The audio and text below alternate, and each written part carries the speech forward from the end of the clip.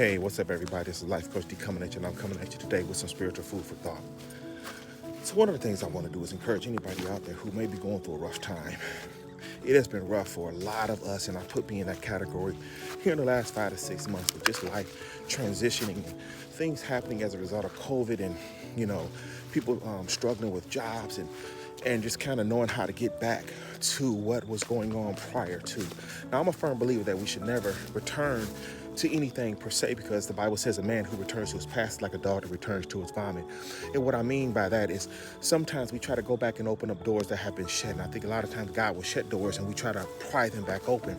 A lot of that has to do with comfortability and kind of staying within your comfort zone. But if I can encourage anybody in this video, it would be with this: to make sure that you keep yourself guarded up, you keep yourself prayed up, you keep yourself in commune with God, the Creator, and however that looks for you.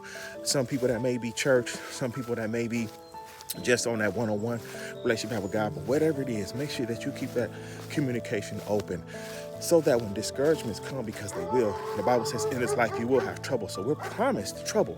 The Bible says, but be of good cheer because you overcome all the things that will come at you that's in this particular world, in this secular arena. And so the encouragement is to know that the Bible says that the blessings of the Lord makes us rich and adds no sorrow. It also says, rejoice, for the steps of a good man are ordered of God. And also the Bible says that God's abilities and talents and giftings that he's given us will make room for us and bring us before great people. So if those are verses that you can utilize, please do, because we're only as strong as our last confession over ourselves. And those are promises that come straight from the word. And so I want you to stand on that, be encouraged, because where you are right now is a temporary situation. It's not going to last forever. And I always tell people, never make a permanent decision in a temporary situation, because this too will pass. Just know that God has you. You have a destiny and a purpose that you're supposed to fulfill.